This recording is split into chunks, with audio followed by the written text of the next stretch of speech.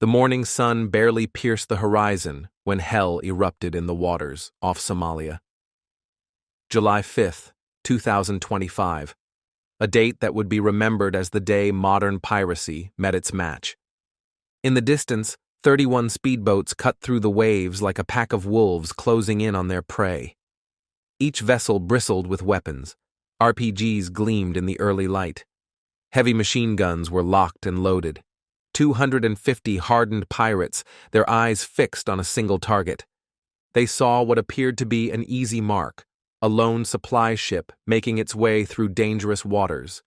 What they didn't see was the storm they were about to unleash upon themselves. Because when you attack American sailors, you don't just face the crew aboard that ship. You face the entire United States Navy. The vessel cutting through those treacherous waters wasn't flying any flag that morning. To passing ships, it looked like another commercial cargo hauler. Weathered, unremarkable, vulnerable. But beneath that ordinary exterior lay something extraordinary. This was a lifeline to American naval power. Fuel systems for F-35 fighters, munitions for long-range cruise missiles, classified compounds that kept an entire aircraft carrier strike group operational. 10 American sailors stood watch over cargo that represented the beating heart of naval aviation. The attack came without warning. 31 attack boats emerged from the morning haze, like ghosts materializing from the sea itself. They moved with the precision of a military unit, not the chaos of common criminals. These weren't desperate fishermen turned to piracy. These were battle-hardened fighters who had perfected the art of maritime warfare. They split into tactical formations, some boats laying down suppressive fire while others closed for boarding. The first explosions shattered the morning calm. Rocket-propelled grenades screamed across the water. Machine gun fire raked the deck. The American security team fought back with everything they had, but the numbers were impossible. Grappling hooks sailed over the railings. Pirates swarmed aboard like ants attacking a picnic. The deck became a war zone where courage meant everything and numbers meant more. In less than 4 minutes, it was over. 5 Americans had paid the ultimate price. 3 more lay wounded. The survivors found themselves bound and helpless as their ship fell into enemy hands. But in those final moments before capture, something happened that would change everything. The ship's captain, a former Navy lieutenant who understood what was at stake, managed to reach the emergency beacon. One signal, one transmission, one call for help that would bring down the thunder. When that distress call reached the USS Liberty, 128 miles away, Rear Admiral Peter Sloan faced a moment that would define his career. This wasn't just about rescuing sailors. This was about protecting a strategic asset that could tip the balance of power in an entire theater of operations. His response was swift and uncompromising. Every available asset, maximum force, no negotiations. Within minutes, the carrier's flight deck became a symphony of controlled chaos. 10 MH-60 Seahawk helicopters spun up their rotors, each loaded with 30 of America's finest warriors. Navy SEALs and Marine Raiders, men trained for exactly this kind of impossible mission. Above them, 5 FA-18 Super Hornets screamed into the sky, their weapon bays loaded with precision death. 20 MQ-25 Stingray drones followed, their artificial intelligence already calculating target solutions. The pirates thought they had won a prize. They had no idea they had just signed their own death warrants. At 7:01 a.m., the Indian Ocean became an American lake. The first wave of drones arrived like mechanical angels of vengeance, their cameras capturing every detail of the hijacked vessel. 4 pirate escort boats flanked the captured ship, their crews celebrating their victory. That celebration lasted exactly 12 seconds. Precision microbombs fell from the sky with surgical accuracy. The ocean erupted in columns of flame and spray. 4 boats simply ceased to exist, vaporized by American technology and American determination.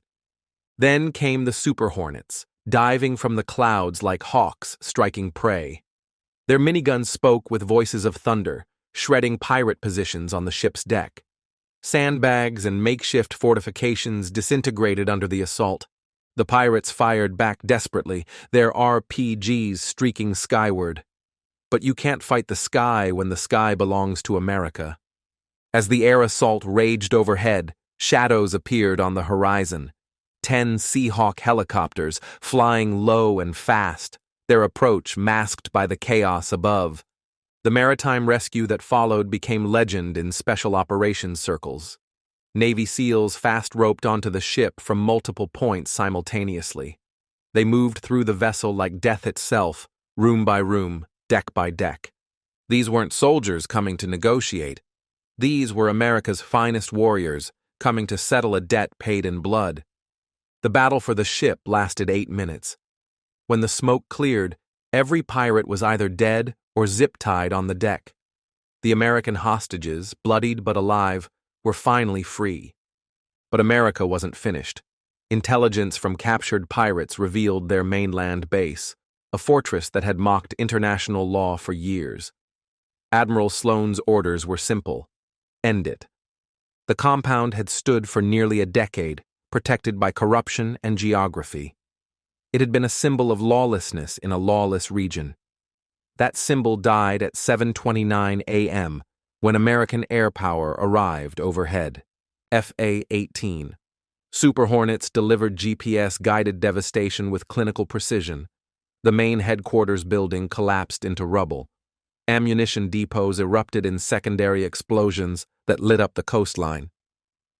MQ-9 Reapers systematically dismantled every structure, every vehicle, every symbol of pirate power. Each strike was calculated, measured, perfect. Within 20 minutes, what had been a fortress became a graveyard. Over 500 pirates eliminated. Their network shattered. Their reign of terror ended. This wasn't just a rescue mission. This was a declaration written in smoke and fire. America protects its own. The world watched as a single distress call triggered an overwhelming display of American military might. Carrier aviation, special operations, unmanned systems, and precision strikes, all coordinated in a symphony of controlled violence. The pirates had attacked what they thought was a helpless cargo ship. Instead, they had provoked the most powerful military force in human history. The message echoed across every pirate haven, every rogue state, every terrorist cell. American supply lines aren't just defended by armor and escorts. They're backed by the full weight of American power projection. Touch our ships, threaten our sailors, and you'll learn what it means to face a nation that never forgets and never forgives attacks on its own. The waters off Somalia returned to normal within days. Commercial shipping resumed. Insurance rates dropped. The lesson had been taught and received. Some things can only be communicated through overwhelming force. On July 5, 2025, America delivered that communication with perfect clarity. Because when you hijack a vessel carrying American sailors, you're not just facing 10 people on a ship. You're facing 330 million Americans and the most powerful navy ever assembled. And that's a fight nobody wins by starting, but America always wins by finishing.